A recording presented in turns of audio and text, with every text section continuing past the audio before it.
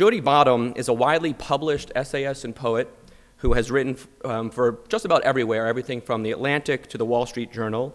He's the former literary editor of the Weekly Standard and the former editor-in-chief of First Things, the Catholic intellectual magazine. He holds a PhD in medieval philosophy. We probably chose that for its easiness. And he's appeared on the BBC, NBC's Meet the Press, and the PBS NewsHour. Jody is the author of the best-selling Kindle singles, The Gospel According to Tim, the Tim in question being Tim Tebow, and Dakota Christmas, the latter of which has been revised and expanded as part of his new seasonal volume, The Christmas Plains. And the National Civic Arts Society will be selling copies of this book after the event, and Jody, I'm told, will be happy to sign them. His most recent collection of poetry is The Second Spring, and we will also be selling that book. And I recommend that you, at the very least, you check out the interior, since it's actually not just a book of poetry, but of songs, complete with the music. Jody lives in a Victorian house in the remote town of Hot Springs, South Dakota, with his wife, daughter, and 10,000 books. Please join me in welcoming Jody Bottum.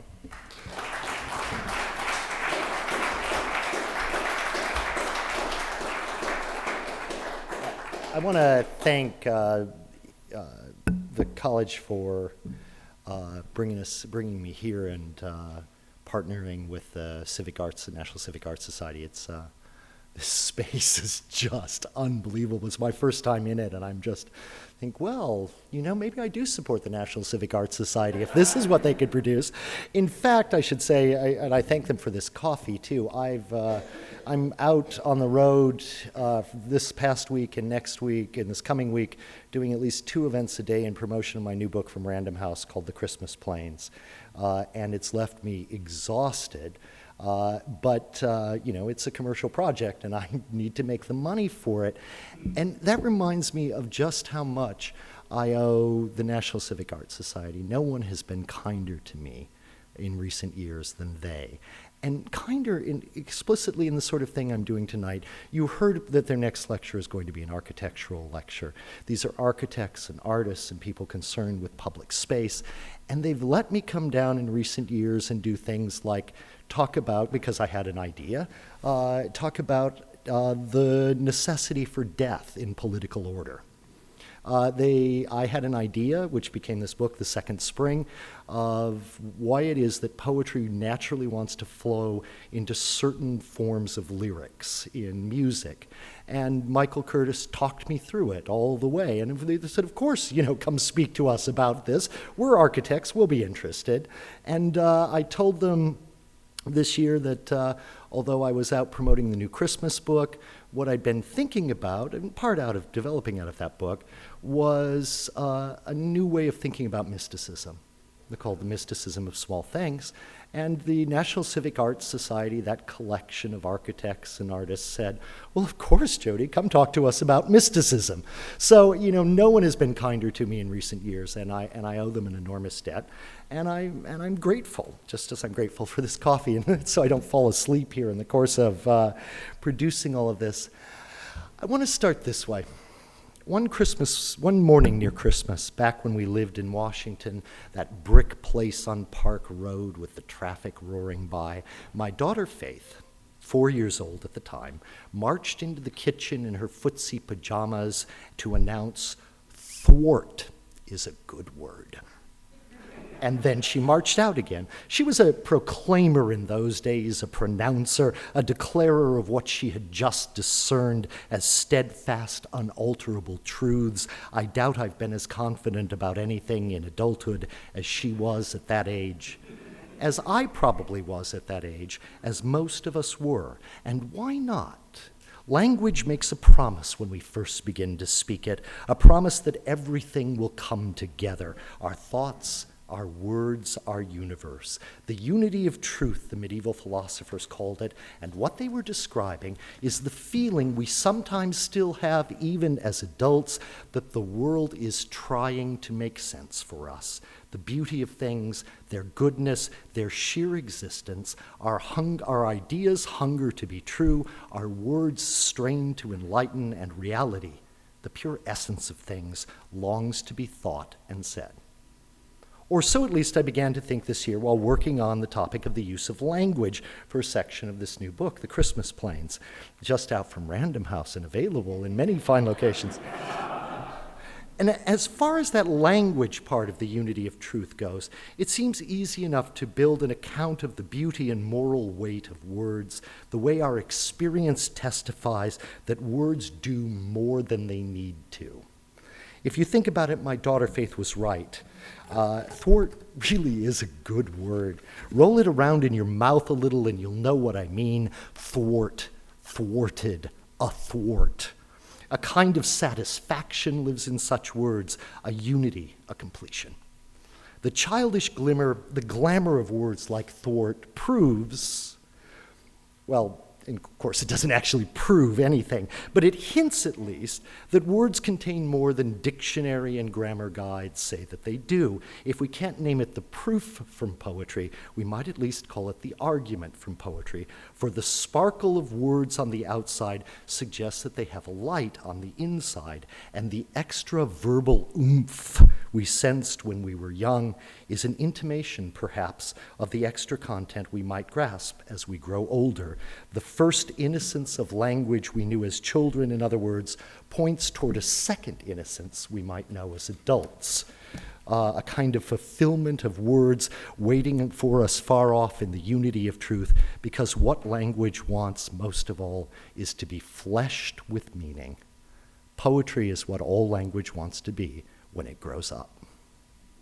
Look, here's a story I heard out on the South Dakota plains where I was growing up. Near Christmas, one of those winters when I was young, there was something I wanted to do, some trip I wanted to make, and my parents wouldn't let me, so I responded the way adolescents usually respond, by glowering, snipping away in sarcastic comments, affecting exhaustion, and being unpleasant in the way that basically only a teenager can manage. At last, having finally had enough of it, my great aunt ordered me to get my coat and mittens and meet her outside. I found her in the front with the car running, and she took me down in silence to the river there in Pierre, South Dakota, just below the dam where the Missouri runs in open water all winter between its cold banks. The defroster blew up against the windshield, barely keeping out the cold as the car idled, and I waited and waited, crunched down in dread, or in protest, dreading the lecture I was sure she was about to give. But she sat there for a long while, looking out at the river minute after minute, until at last she sighed and began, "You know Waller Johnson, don't you? The rancher from out toward Phillip. Your father has done some legal work for him over the years, Lord. I remember Waller when he was young, a big, good-looking boy off the range.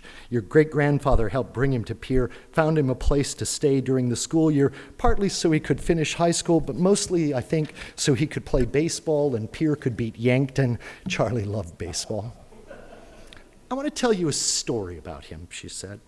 "Back in the early 1930s, his mother and father died, the mortgage payments stopped, and the land bank repossessed the ranch.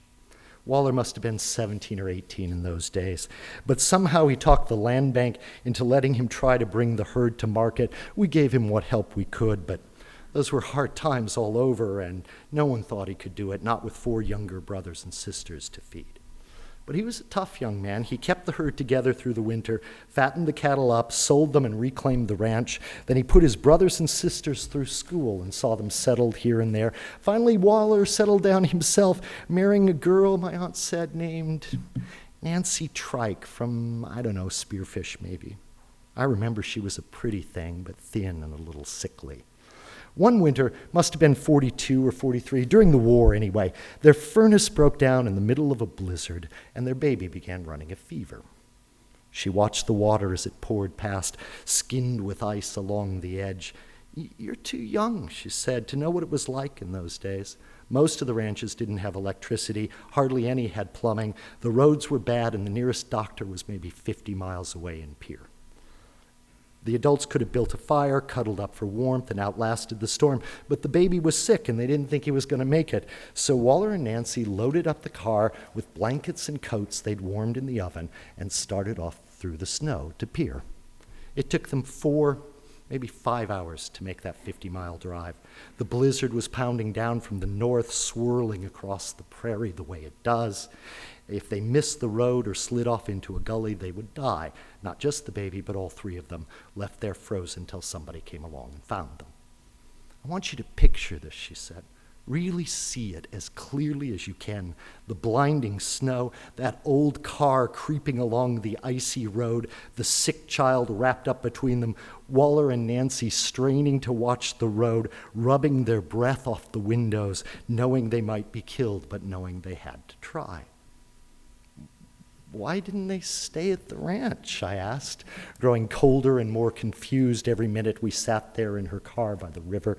I mean, that way at least 2 of them would survive. If they really thought they weren't going to make it, then they were just throwing themselves away.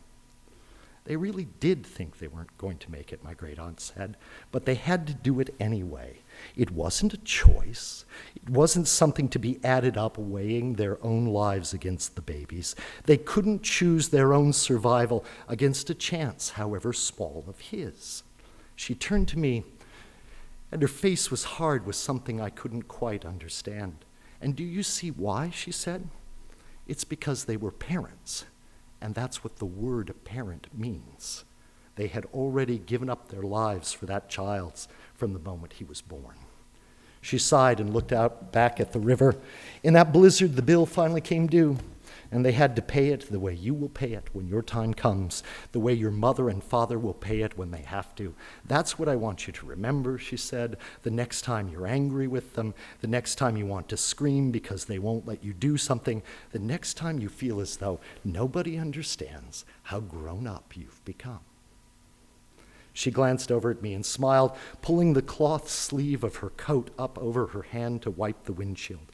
Let's go, she said. It's time to get back home.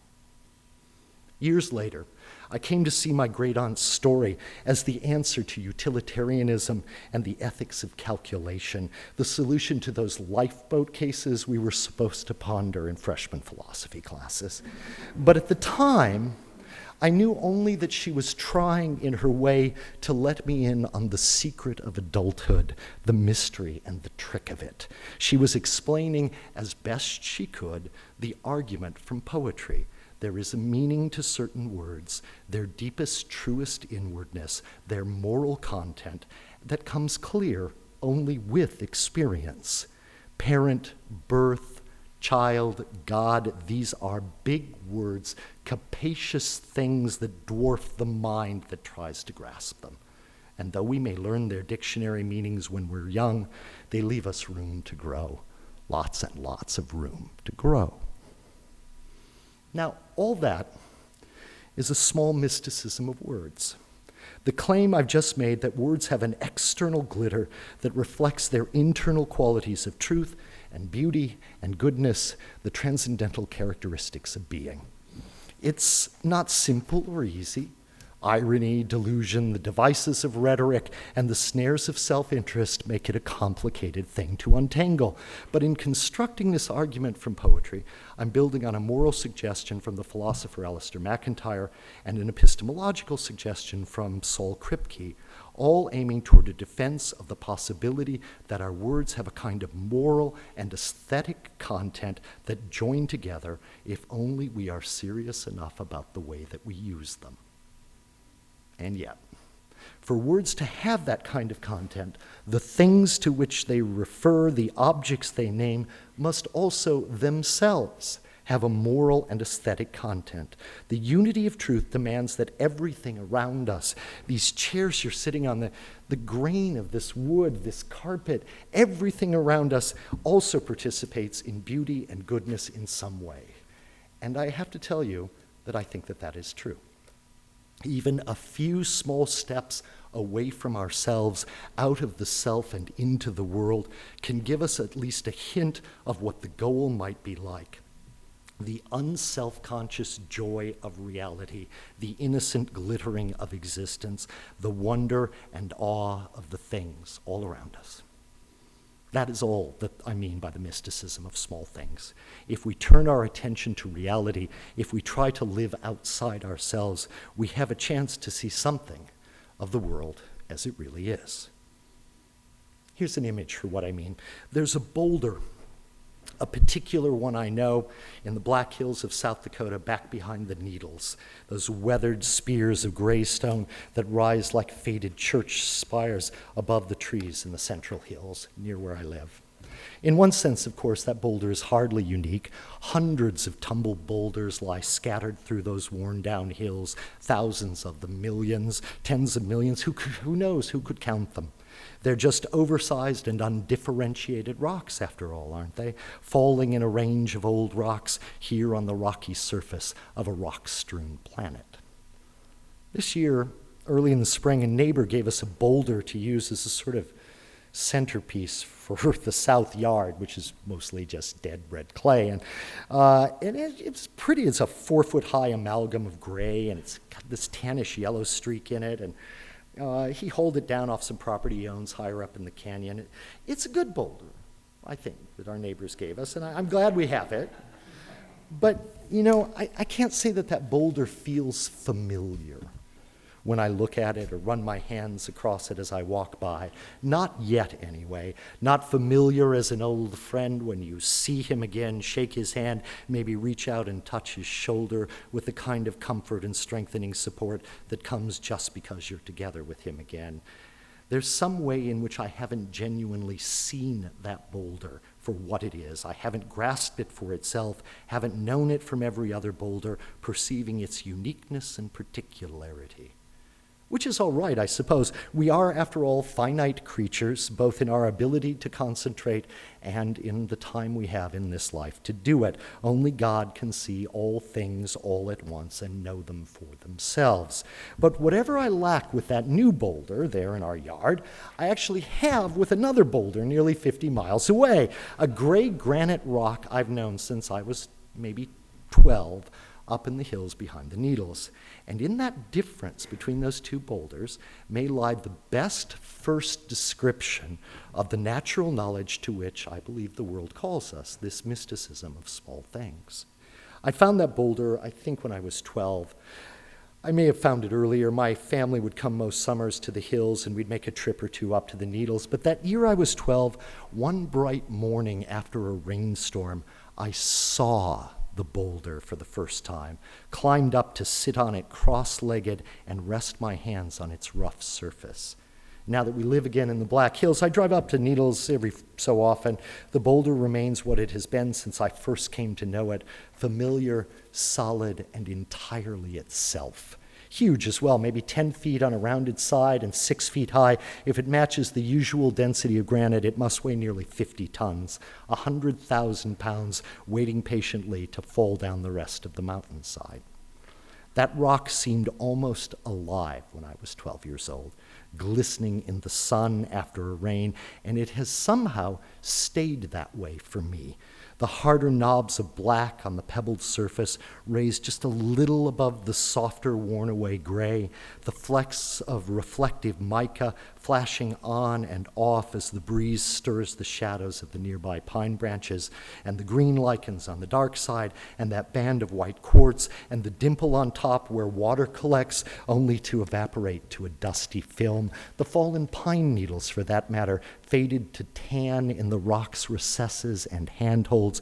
We could say of that boulder that it's one, unified whole, complete in itself. And we could say that it's beautiful, truly. We could even say that the boulder is good in some metaphysical sense of the word good, although that's hard to grasp and even harder afterwards to express, how it radiates the goodness of creation to the eye that sees, the hand that feels. But put it this way, that boulder is, just is, and all the rest follows. If we mean it, if we forget about ourselves for a moment, just long enough to see the thing for itself and hear it humming gently in the sheer presence of its existence. Now, to those of you who are artists and architects and writers, I suppose that what I'm trying to convey is a mystical view of the world that can allow both your work in the particular and the unity of truth in general. There are big mysticisms out there if you want to go looking for them, mysticisms that encompass the whole universe all at once, but I've actually never dared to follow them.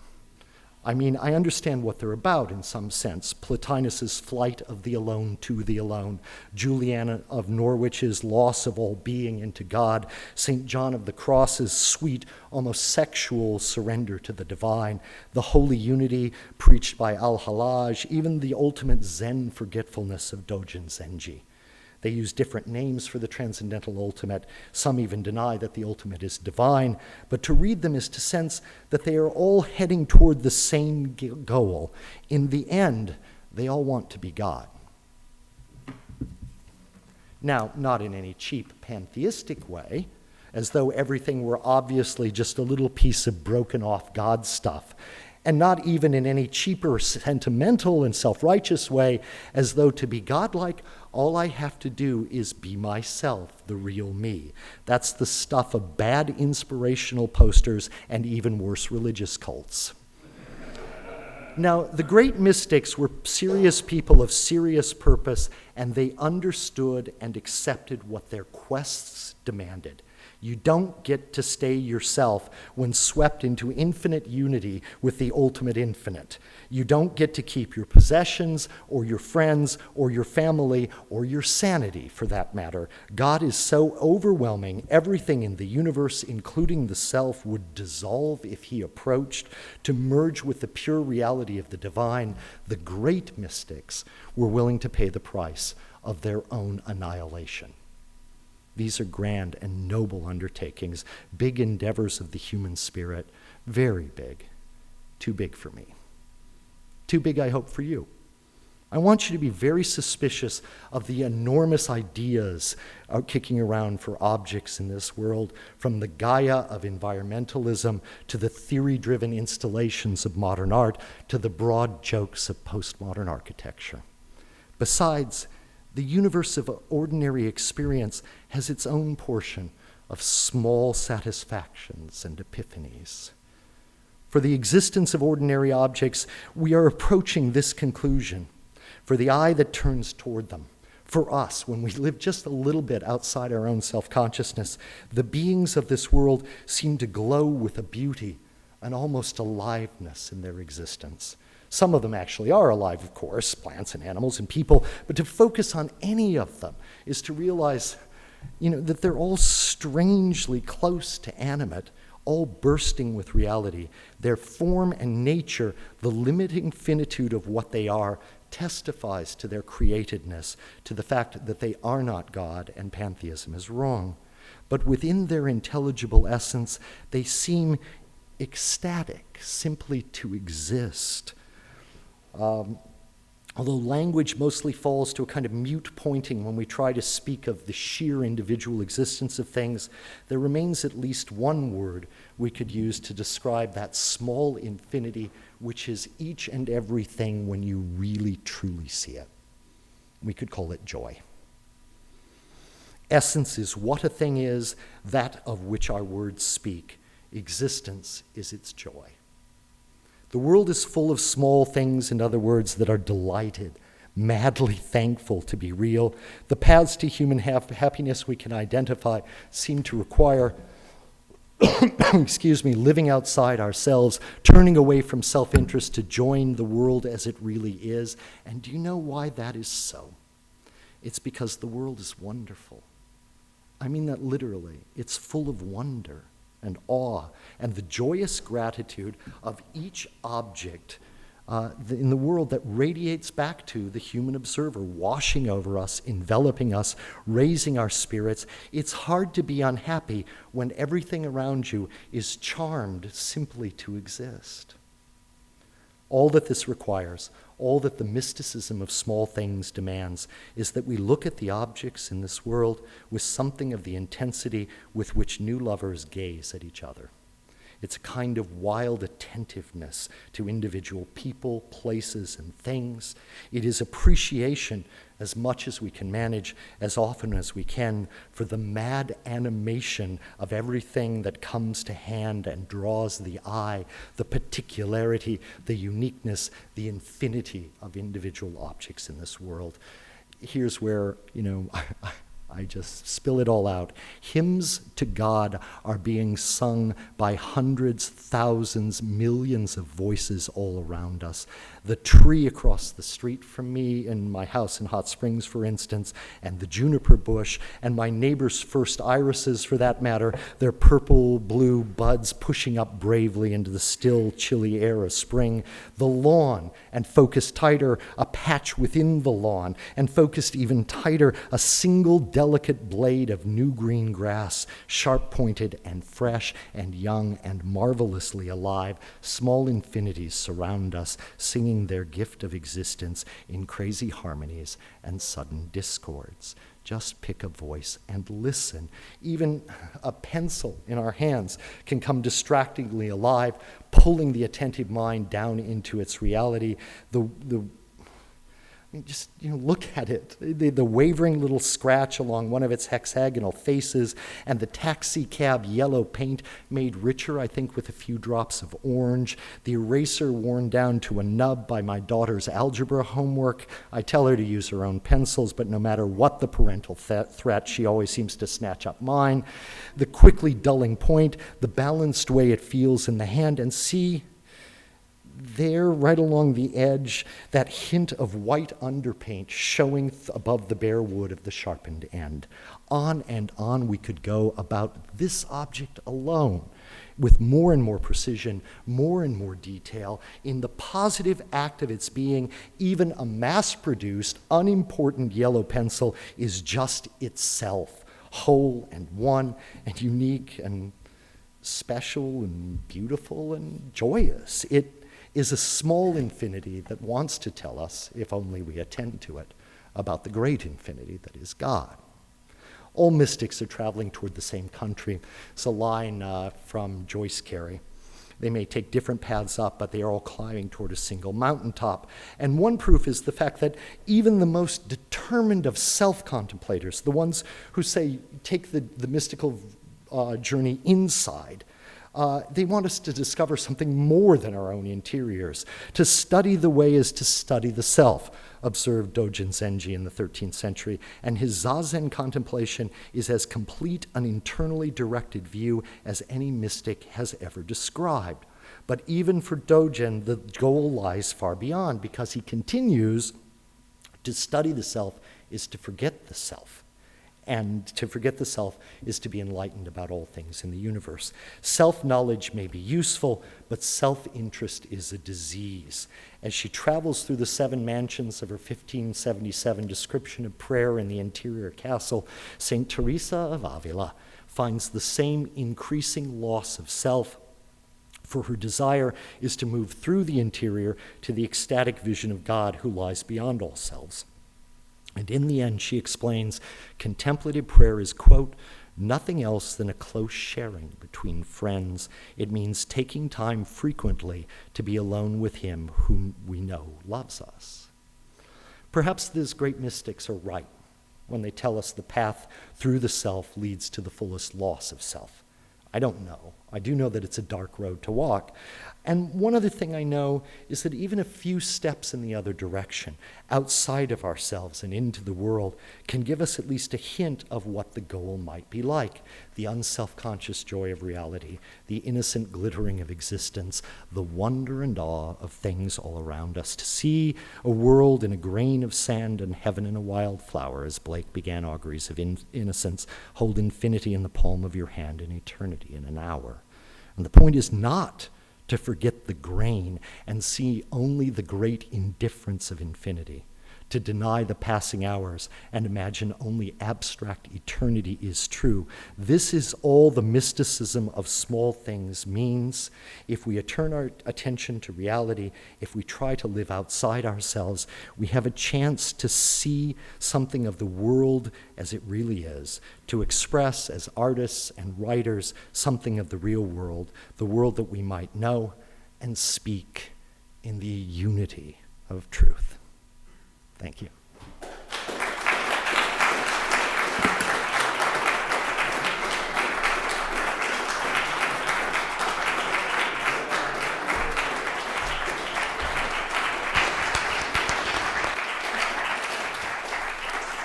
So now Jody has agreed to take some questions from the audience.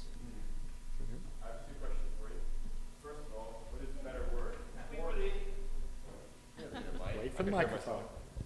I have two questions for you. First of all, which is the better word, thwart or clutch? Secondly, so you spoke of the boulder as if it had existence, and you speak of the pencil as if it had the same. It's easier to understand how an animal can have an essential existence. We can speak of it having a certain kind of soul, vegetative or sensible or rational. But it's harder to understand how, in an essential metaphysical way, a thing that is that can be erased by the elements and can be made by the hand of man has an essential existence that can be loved and understood. Does that existence have anything to do with the observer or not? And how do you make that argument? That's the question? That's the question. Well, I'll begin my answer and walk you through the entire Summa Theologica here. And now, essence and existence, after all, are technical philosophical words. They refer to certain relations and understandings of reality that come to the medieval Aristotelians out of Aristotle. Essence is the knowability of the thing, the whatness of it. Existence is the thisness of the thing, the sheer fact that it exists, that it's real. Its existence in itself is unspeakable. It's the sheer reality of something. Essence, on the other hand, is what we get reflected in knowledge in the mind. It's what things are. Full and complete knowledge, says Aristotle in the Posterior Analytics, you remember, is that we know the thing as what it is, and we know the cause of its being, which we would translate now as existence, right? And those are the two steps. You know what it is, that's the essence. This is a lectern, right? This is a cup. We know what they are. And if you know the causes, then you know that it is. It's here, it's real, the material cause of it. And if you know the final cause of it, you know what it's for. And that causation is what makes it exist. Now the soul and the body don't line up exactly with essence and existence. Because to be a human being, I'm talking about essence, right? What is a human being? That's the essence. What a human being is this wonderful amalgam of soul and body. Our existence is not our bodies. Our existence is our reality, that we actually exist. And what we are human beings. And, the essence, of course, is quite speakable. That's the point of it, that we can know it and speak it and manipulate it and put it into categorical propositions like all men are mortal, Socrates is a man, therefore Socrates is mortal. We can do that kind of stuff with essences. We can't do it with existences because they're finally unspeakable, and yet we can know them. There's a kind of particularity that will testify to this. Do you remember when you were young, very young, and you'd sit on the carpet and you'd brush the nap back and forth, and it would go light, dark, light, dark. Do you remember how real that was? There's a particularity to everything in the universe. This won't be a universal experience, but I bet it will be enough for some of you. My guess is that for many of you, you can close your eyes and picture the exact legs of your grandparents' dining room table because you saw it as a child, when you had that kind of particularity. I mean, I remember my grandparents, it had those grooves in it, and it ended in those, like empire grooves, and it ended in those terrible little animal claws that always disturbed me a great deal. I mean, I can close my eyes and see that with a kind of particularity. I also have to tell you that at no other time in my life have I really concentrated on the sheer existence of table legs. But there was a particularity and a uniqueness to them, and there remains one. And, for the architect, it seems to me, I've seen Catesby here, and it makes me think this way. For the architect, this is what those details are about. their particularity. If you're trying to construct some grand idea with this, I'm deeply suspicious of it. If you're trying to make the particularity of each thing, each ornament, each shape, what it is, if you're trying to just let it be, then as it wants to be, then I think you end up with joyous space, because that the things speak to you of their existence. But, these are technical philosophical words. I'm not wedded to them as the best way to explain what is the mysticism of small things. It's just the received philosophical vocabulary that we have out of the Thomistic tradition. And, I know it, you know it, we deploy it all the time, so why not use it?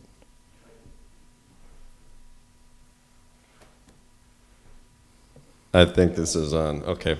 Well, I see a connection now between the National Civic Arts Society and you, because we can have a subdivision that's the National, Classical or at least Gothic Table Leg Society that can work under that.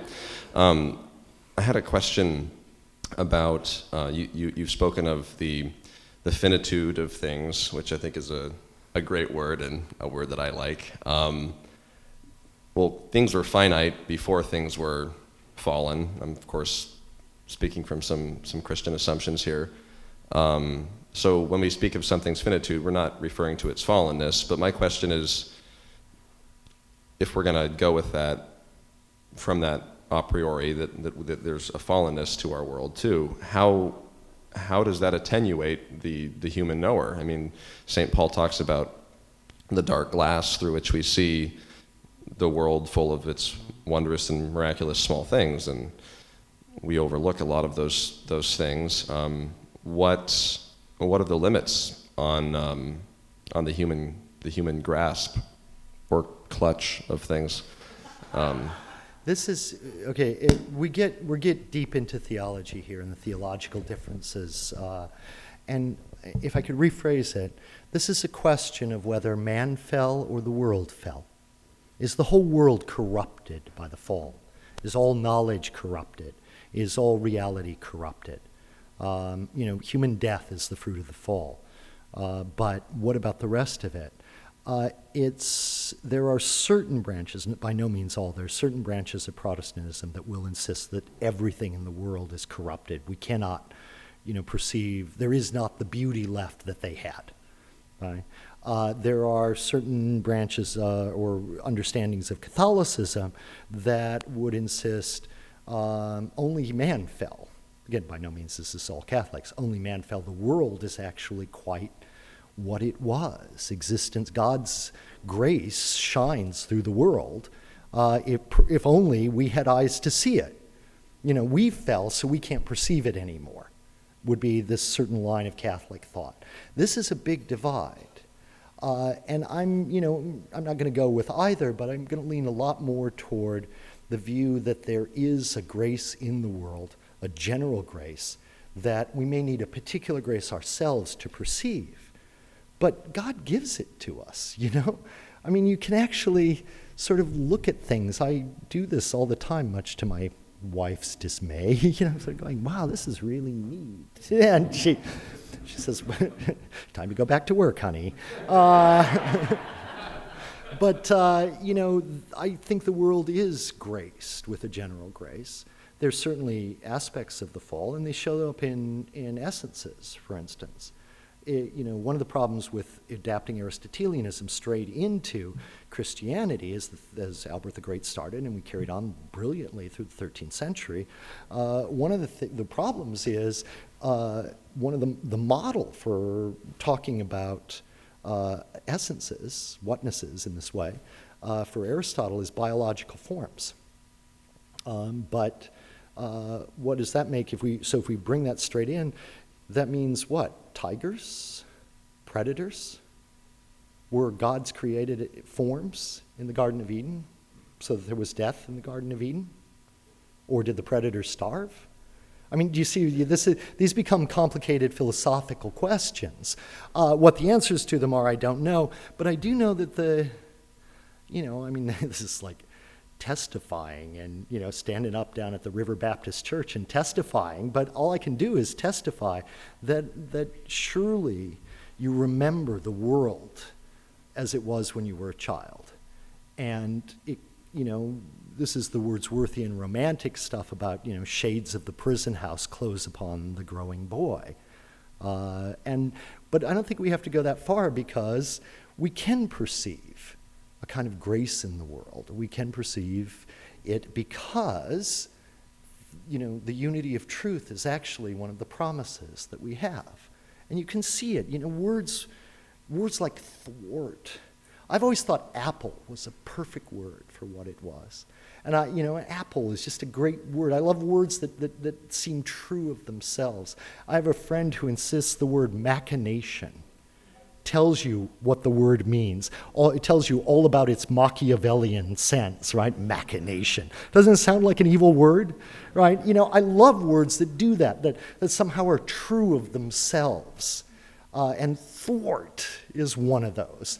And, the joy we can take in that, the joy we take in language all the time, suggests, you walk, I remember in New York, listening to the jewelers talking, in the streets about carrots, and every discipline, every business has its own technical vocabulary. We love it.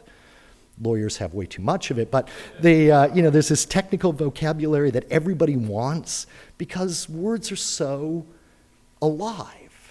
They want to be fleshed with meaning.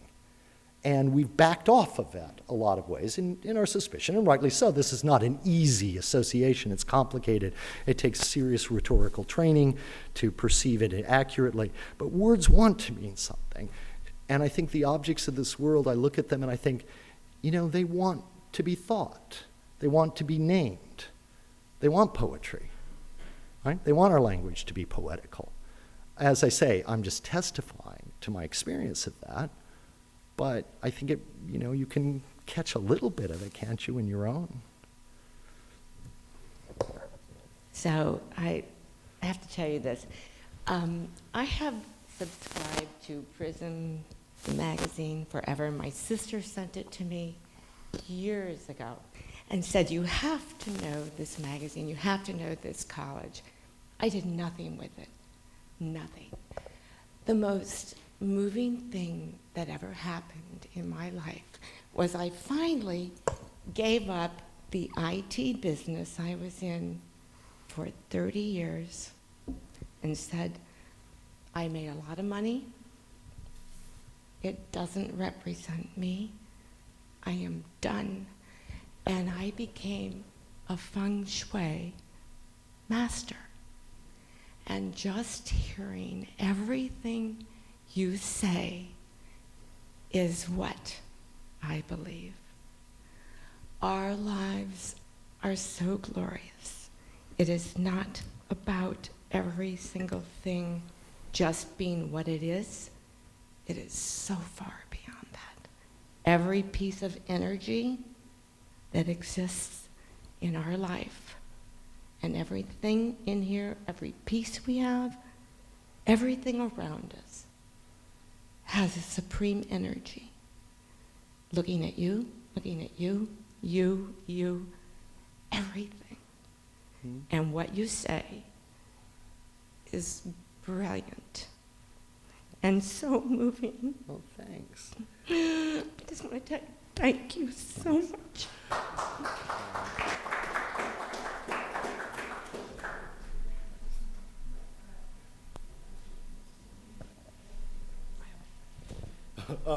Everybody in the room now has their hand up. I'm beginning to feel. I want to bring us back. Come on. Okay. I want to bring this back to you talk about mysticism, small things. What about great things? And I'm thinking about how is that same sort of that idea of the small things, can it be rolled into the greater thing? Can I think of particularly, you're talking to artists and architects here,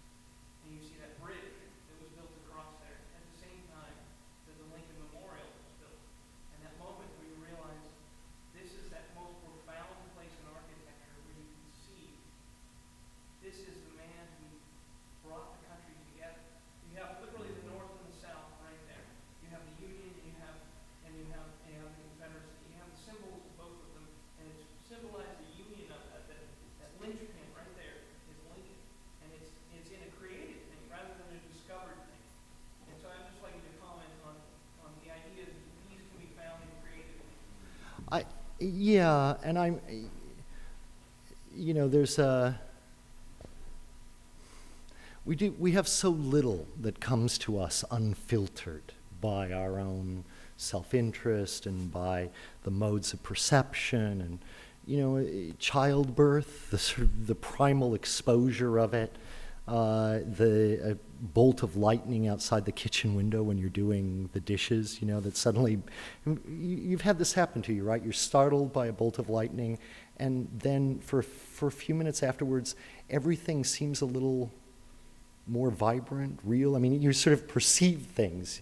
If you've ever had a near accident and almost lost your life, you narrowly missed by a car or something. I'm not talking about the heroism of war, which has its own deep meaning, but just some near brush, and suddenly everything in the world is like, oh, look at this piece of paper. It's this kind of, we need to be shaken a little bit, holding a dying person, right? And every once in a while in prayer. There's this reality that can shine through. So I'm hardly in a position to say this doesn't lead to anything more.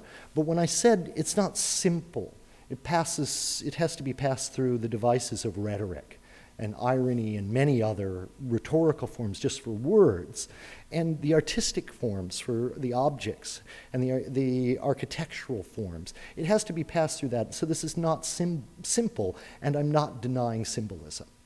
When I say I'm against big ideas, I'm not denying symbolism. I think, in fact, the symbolism can provide the what of it, but I'm also demanding that we perceive the that of it, the thisness, that it's real and particular. And those stones in back with the state names, every state provided a stone to the foundation there, there, and the letters on them are differently discolored. One of the things I hate is when they go in and clean, and then they're not differentiated anymore. I really actually sort of dislike this because I'm so attached to the particularity of it. With regard to that kind of Civil War symbolism, think of it this way. There's something really quite unique about the United States, that in our national military cemetery, we have Confederate Circle, we have a memorial for rebels, right? In our national military cemetery. There's something quite, the Roundheads weren't burying a lot of, the noblemen when they killed them in England. When you have Civil War, you don't typically do this. Now, part of it's the Civil War settlement, the post-Civil War settlement, and how we came to address that. And, we didn't solve the racial problem that we might have then because we adopted a certain settlement. And so there are ways to disagree with this. But it's still, operative in a very kind of odd and interesting way. And one of the things that does that for me is, 3 or 4 in that circle, in Confederate Circle, 3 or 4 of the headstones are tilted. Have you seen this? Can you picture it?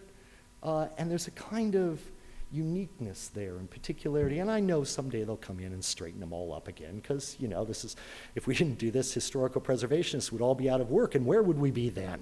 But at the same time, it sort of speaks to me about the South and war and our post-war settlement.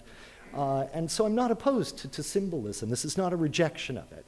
But it's a simple demand for the artists here and the architects and the writers, and any of you who want to think about this, that the whatness of it isn't enough.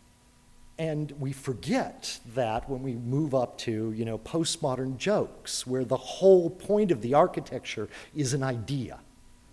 Or to, abstract art of a certain kind of a very modern kind, which is installations and performance art, where the whole idea, the whole point of it is the idea. And I want to say, that's not art.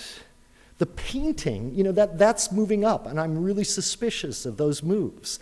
I don't want to deny the symbolism. I don't want to deny the whatness, but I want to insist that it's those brush strokes in the painting that make it real. And if you hold you hold your program at the museum, you know, you hold it to block out the light, and you can see the shadows in the paint strokes. That's the existence of it, and that's real. And that's what makes it more than just a symbol. Symbols, there's that great line of Flannery O'Connor's. Do you all know this story? She finally went up to New York, to receive National Book Prize, and Mary McCarthy throws a dinner for her, and it's the New York literati, and there's Flannery O'Connor off the farm in Georgia, and one of them tries to be really nice, because, about this Catholic girl off a Georgia farm, and she says, well, I've always thought, says to Flannery O'Connor, I've always thought that Catholicism was a beautiful symbol, or that the host, the transubstantiation, was a beautiful symbol. And Flannery O'Connor is reported to have replied, if it's a symbol, to hell with it. I've got enough symbols in my life. This is it. It's not, yes, it's symbolic, but it's got to be something more than that. In a weird way, what I'm calling for is the transubstantiation of the world. Every object in the world should be alive somehow. Now, that's transubstantiation, small t. I'm not fully off into heresy yet, but we want the world to be particular.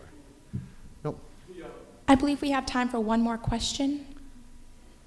Well, obviously, the spoken word is important to you. You're one historian. We seem to be living in a post-conversational age with pagers and television and radio. We're sort of assaulted by things that aren't actually talking to people; they're talking to us. But conversation, do you see that decline in our society today? And what does that mean in terms of words having meaning? Yeah, words are cheap. This is one of the problems I face as a writer trying to live off my pen. Words are really cheap. They're not paying a lot for them. And it's, but I don't know that there's anything particularly corrupt about the rhetoric of our age. One can get in political depressions, and one can get in depression for almost any reason. And when you get depressed, how every bad thing seems to kind of clump together. Like, it's all part of the same thing. Your party loses the election, the Yankees win the pennant, all this bad stuff happens, and it all seems related somehow. I'm not sure that we're particularly corrupt, although language is very corrupt right now. But you can look at, history has seen other ages where language is corrupt. I feel a particular shame that English should be so corrupted. Because, I have the love for English that only a monolinguist can have. English is corrupted right now, and we have political rhetoric that's quite corrupt. But on the other hand, go back and look at a Mark Hanna speech. Language was quite corrupted at various points at other times in the history of the Republic. Is there something unique in the technology? Certainly we are bombarded with written words in a way that we've never been before. One of the interesting things is for the last 20 years of the computer revolution, we've been promised that it was all going to turn into visual stuff. And in fact, never before have we been bombarded with so many written words. People don't actually want, if CNN puts up on its website a video and a transcript of the video, the transcript will receive 3 times the number of hits of the video, because people want to, it's faster to read, it's more informative to read, people want to read. And we've been promised it's all going to turn into visual stuff. And in fact, it's the written word bombarding us all the time. But that by itself is not proof of the corruption of language. The fact that it's being used a lot isn't proof of the corruption of language. I think we have a problem with poetry, which is, after all, language at its highest. And that's something that we have to address. I said poetry is language at its highest, and all the philosophers in the room go, that's something we have to address. But there are people, after all, addressing it. You've had Dana Gioia in here, Dana and Mike Astrew, I understand, the Commissioner of Social Security, who does those great Latin translations. I understand they've both been here to the Hillsdale. You know, we were all in those formalist poetry fights of the 1980s. And that battle, you know, didn't get won, but, you know, even Poetry Magazine now will publish a sonnet if it's good enough. So, you know, a turn has been made out of that. And that means, I think, that we can win these rhetorical fights, you know. And we need to purify the language, and we need to, that's what criticism is for, right? It's a cultural purification. We just need to keep up the fight. And I think we have a promise that it's worthwhile keeping up the fight because, as I said, I think this world is graced. And every object in it is, you know, sort of singing. It's not God. I don't believe in pantheism. I think, in fact, pantheism is wrong. But I think every object here is telling you that it's created, and it's singing this little hymn of joy and thankfulness for its creation. Thank you all so much.